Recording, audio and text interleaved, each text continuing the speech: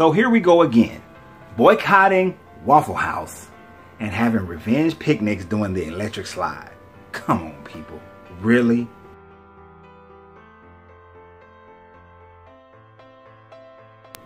Yo, what's up, everybody? How you doing? This is your Coach Renz. Now, first and foremost, Nigel Lewis, I need you to send me your contact information and tell me which bracelet that you would like, because you, sir, are the winner of this giveaway of one of these bracelets. Now, for everybody else who wants to participate, oh, Nigel, yeah, go over to CoachRenz.com, click on the contact us, and then send me your information there. Now, for everybody else who want to participate in the next giveaway, I need you, in order to win a 10-pack of Uncle Renz Gourmet Popcorn, I need you to type hashtag Uncle Renz Popcorn in the comment section along with your comment. Okay, so go ahead and type that down there. Everybody else, now if you're finding me for the first time, please hit the subscribe button. If you're coming over from one of the other channels, come on over and click on that subscribe button. All right, that's how you win. You have to be a subscriber in order to win. Without that, you can't win. So I appreciate it, and I appreciate all my subscribers and Patreons. Now, we look at the news. What do we see? We see that black people are having revenge protests of a barbecue and doing the electric slide, and that popular radio stations here in Atlanta, as well as in other places, are boycotting Waffle House. Where does all this come from? When will the madness end, is the question. But before I go there, let me explain a couple of things to you so that you can have an understanding. Now, the reason why there was this revenge picnic in, I believe, Oakland, California, is because a black man was he was barbecuing using charcoal. And a white lady felt that it was within her whiteness, her white privilege, to complain and call the police. Did she call the park's authority? You see, generally, if you have a problem with somebody doing something in the park, you do not call the police. You call the park's authority. But no, because it's a black family, a black man, she called the police. There seems to be this idea going right now where white people feel that they can call the police and the police will handle the black person. That is reminiscent of the 1960s, the 1940s, 1950s, 1930s, 1920s, where all a white person had to do was call the police and claim something, and the police would naturally take the side of the white person, which is what we do see today. And we're seeing that same thing. For those who say that we are still under Jim Crow, that is an essence of Jim Crow laws, of post-slavery laws that we are still under, of a psychosis that white America still seems to have. You know, I find it very odd and interesting that slavery ended in America in 1865. Proclamation, when it goes out, we're coming up on Juneteenth, which is a huge celebration in my hometown of Marietta, of Juneteenth, where the last slaves in Texas were told and found out that they were no longer slaves, that slavery in America was illegal. So we had that, Juneteenth, 1865. Generations upon generations have been born, lived, and died, maintaining some level of racism, some level of subjugation, some level of second-class citizenship, some level of white privilege that has kept black people in an oppressive state. And many people will say, well, it's 2018, I can't believe that that's still going on. I remember people saying, it's 1992, and I can't believe that sort of thing is still going on. It will be 2050, and we will say, it's 2050, and I can't believe that sort of thing is going on. I'm going to tell you why in a few minutes. But the thing that sticks out is that we have had generation after generation after generation after generation of white Americans who seems to still pass this trait, this ideal, this psychosis to generation. It seems like it's something that's just so embedded in American culture that you can't release it. And usually you would think that maybe it is just something about people. But yet, I lived in Germany for 3.5 years. And during that time in Germany, I learned a lot. Now, before going to Germany, my natural thought process was that I'm going to a country that only in 1945 lost World War II, Nazi Germany, who oppressed not only the Jews, but oppressed black people, oppressed Asian people. They oppressed gypsies. They oppressed the handicapped. That during that time frame, that they had a negative mindset towards anyone who did not fit the Aryan race. And since that was only in 1945, surely people who just coming out of this mindset where America had a long systemic history of it, that surely these people will still harbor this second-class citizenship, this oppressive nature and state over black Americans. So when I went there on edge. I went there with an expectation of finding myself in a 1960s type situation. A situation where Jim Crow laws and rules were running rampant, and that my only safety, my only refuge would be on base, surrounded by Americans who have been free from that sort of mindset for much longer, who have had multiple generations to rid themselves of that mindset. But what did I find? I found that as a black man in Germany, I did not experience racism. 3.5 years, going from Berlin to Cologne, from Frankfurt to Munich. I lived in Stuttgart, but going all around Germany, K-Town, for my military people, K-Town, out there partying, no problems. Drive 45 minutes to Heidelberg, sitting along the river, having a bratwurst on a baguette. No problems whatsoever. Walk into a store. The only time I was followed, walked into the store and I was followed. Was I followed because I was black? No. I was followed because my friend's child was 3 years old and we were in a crystal shop. And they was worried about the 3-year-old knocking down crystal. And I remember a year of being in Germany and then coming back to America for a visit. And I remember almost forgetting what racism felt like.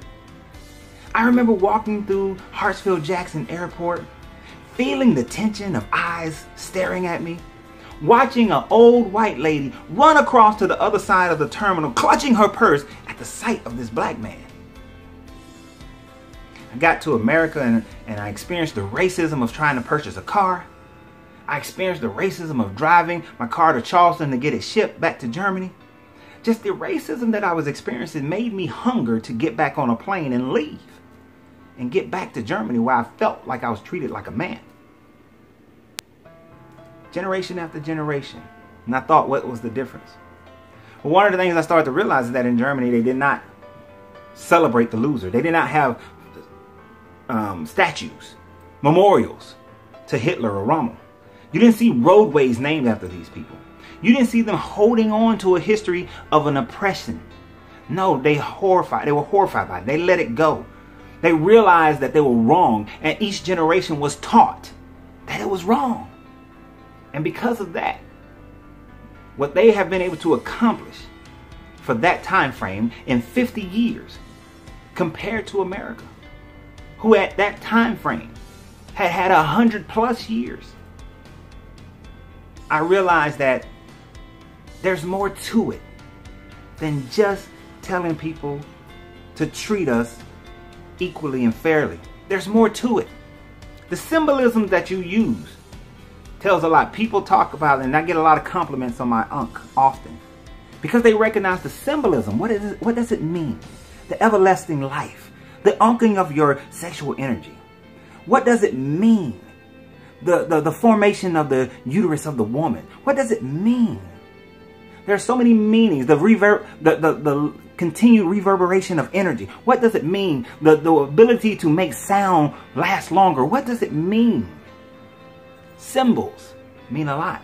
And that's what was missing. That's what was missing. So, in America, where white people are still privileged to call the cops on a black person, and the cops still give that white privilege to automatically force the black person into more strenuous situations. Just arrest them, just harass them, just write them a ticket, just assume that they're the bad guy simply because they're black and a white person called on them. One person I saw that she said that she's going to start calling the police on white people just for being white, just for walking down the street, just for being in a mall, being in an area that's predominantly black. I'm going to call the police on those people. Unless it's a nationwide thing and the phones are ringing off the hook consistently, where 911 is flooded, it won't matter. One person making calls, it won't matter. Happening in this precinct, that precinct, it won't matter. Those aren't the things that will turn the tide and that will make things different. Those things won't matter. And that moves me to Waffle House. We see the white privilege of people being able to call. And now we go to a Waffle House where a young man takes his sister to her prom. Supposedly one of the greatest events of a young girl's life. But what happens? He gets choked by a police officer. He gets slammed to the ground and gets curbed. I don't know everything that transpired beforehand. Nobody does. But for whatever happened, that police officer's trained, or should be trained, to handle that situation better. I watched a white police officer fight a college kid, white college kid. College kid punches at him, trips him up, slams him to the ground. Other police officers simply wait and then grab the guy. Never slams him to the ground, never chokes him, never presses his head against the concrete, never tase him. But yet a black kid is riding a ATV through his neighborhood and get tased until he dies. An elderly woman refuses to sign a ticket in Alpharetta, Georgia, and she gets manhandled and snatched out of her car. And 4 police officers come to grab this 60-something-year-old lady. It's something totally different. You go to a Waffle House, a white guy comes in and shoots up the Waffle House. He's apprehended. The black guy who saves the people's lives and then gives money to the victim's family. How quickly we forget. So now we want to protest Waffle House. We were protesting Starbucks, but people forgot. Because like I said in my Starbucks video, another news cycle has went. Another distraction came. So we have this distraction now. We have this distraction. And what is it that causes us to be distracted? You see, the power to make this different is not going to occur because of white people. It's not going to occur because of white people. I saw a bumper sticker. I didn't understand what the bumper sticker meant, but it said nasty women vote too. I didn't know what it meant until it was explained to me. And as it was explained to me, I understood that it was part of the Women's Day march and that sort of thing, and it was against Trump. And I said, okay. But I see black women had clamored to that cause, but that cause wasn't about you. Just like I said how black kids got out of school and stayed out of school for the white kids and their national day of protest for the school, but black schools aren't being shot up by white kids, so it doesn't pertain to you. But in Chicago, 15 people died, got murdered, got killed. You're not protesting that. You're not walking. You're not marching that. I know there are some people who are there trying to make a difference. But as a majority, we're not focused on that. We're easily distracted. You see, the thing about it is that boycotting something gives you some notoriety. Boycotting something is something you can put on your Facebook page and say, look at me, look at me, look at me. You see, our addiction and our distraction is limelight. This is why entertainers and rappers and people like that are our leaders, which is sad. Which is sad. I did a video about why they should not be. But we glorify these people and we want to be them. So we stand outside of a Waffle House, not on the black side of town, not on the predominantly black side of Atlanta. No, let's go do it in the predominantly white part of Atlanta, where most of the employees are black. Let's go do it there. And when you look at Waffle House across this city, which is the headquarters of Waffle House, most of the employees at the Waffle Houses are black or Spanish. Go to their headquarters. No, let's not protest there. Let's protest at the restaurant. Let's get the radio station out there so that they can seem conscious. But it's grandstanding. It's I need attention. See me, see me. People going out there and shooting their live video. See me, see me, see me. What we have to realize is that grandstanding gets you nowhere. Being seen gets you nowhere. The protesting is getting us nowhere. The boycotting is getting us nowhere. If we really wanted to make a difference, then that difference will be made by supporting and building business in our own community. You see, for the number of people who showed up for the protest of Walmart is enough people to put enough money together to open up their own all-day 24-hour breakfast, lunch, and dinner restaurant on the black side of town. The number of people who are speaking on it, who are commenting, over 300 comments at the time frame that I looked at it, that number of people is enough people to put together. If they all came together and put up $100 or $200, will be enough to open up a restaurant on that side of town. You see, your power is in your dollar, but the dollar must not be boycotted, but the power of your dollar must be invested into businesses in the community. Otherwise, your protests and your boycotts are worthless, because you don't realize the structure you're standing on when you do that. A popular parable, I should say, in the Christian Bible talks about building your house on stone, on rock, or building your house in sand. Unfortunately, black people only see this in the ways of a spirituality of a book, instead of realizing that it's also talking about real life, true real life. You see, America is built on stone. It's built on a rock. The reason why it has been able to sustain itself is because it's built on a rock. But that rock that it's built on is not a rock that black people can stand on. Realize that black people are not allowed to stand on the rock that was built by the colonials who came over here. Only Europeans and those of their descendants are able to stand on that rock, hence white privilege. Black people in America, you came on sinking sand. And whether you believe that we came on slave ships or you believe we were indigenous to this country, either way, you're standing on sand. You're building your houses on sand. You've integrated so much so that we're standing on sand. You see, we came to this country, oh, who's here? I don't care. Doesn't matter at this point. What does it matter? That argument is a distraction. But we came to this country with no land of our own. We came to this country with no business, no standing of our own. We came to this country in oppression, or if you look at the Native Americans, we were obliterated. We came to this country, we're standing on sand. We were freed from slavery, still standing on sand. We went through Jim Crow, still standing on sand. We had to have different rules set up just for black people, like the voting rights bill. Had to have that because we're standing on sand. If you have to have that, if you can't just grab it out of the preamblum, you're standing on sand. The preamblum only refers to landowning white males. Everybody else is standing on sand. And first you must realize that we're standing on sand. Once you realize we're standing on sand, then we can start looking for rocks to build. Now, as you guys know, my rock is in Botswana. My rock is not here in America. But I am willing to build here so that there is a rock.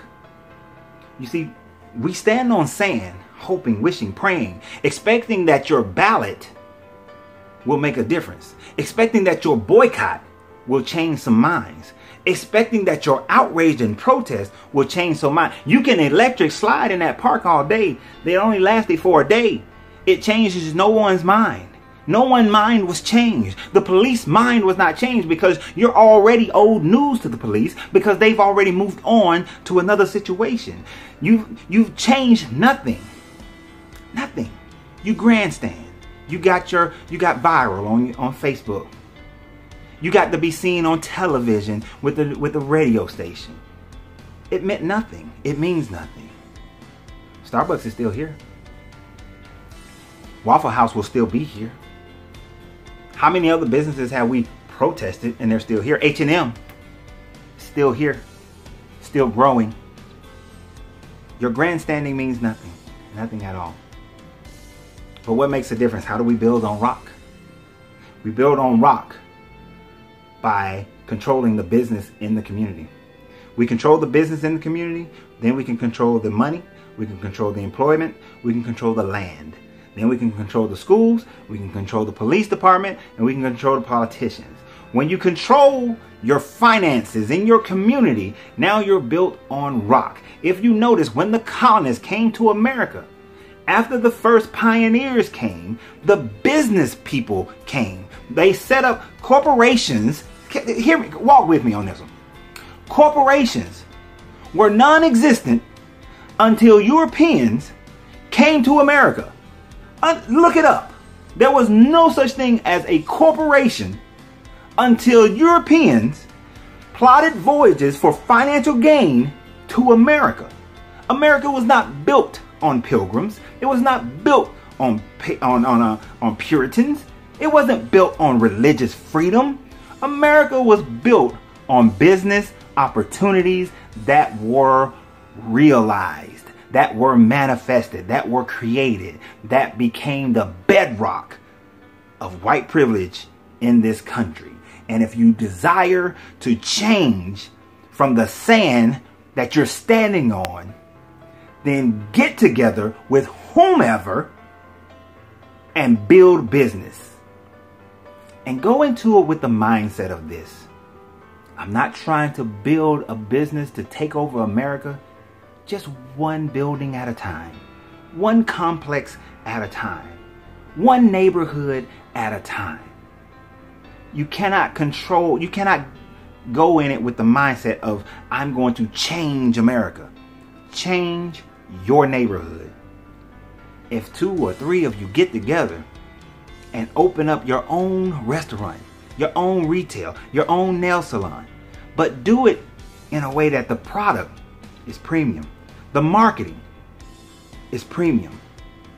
The way you manage the money is premium. You will have to go above and beyond in order to make it work. It's simply the position that you're in. It's great, but it'll be great just to say, I'm open. But you have to do more. Unfortunately, changing people's mind is not the easiest thing to do. But if you want to get off the sinking sand that is America, the sinking sand that is the black community in America, if you want to get out the sinking sand of wanting your children to be able to walk down the street and the police department not harassing them, wanting them to have education that is befitting of growing the community, then you have to get off the sand. And the sooner you get off the sand, the faster you get on the rock. And when you're on the rock, then you can control the community. And then you win. And then you can win. And white privilege becomes black privilege. And at the end of the day, we all are just looking for human privilege. So y'all have a great day. In order for this to happen, you have to free yourself. So remember, you have to free yourself to be yourself, because your greatness is non-negotiable.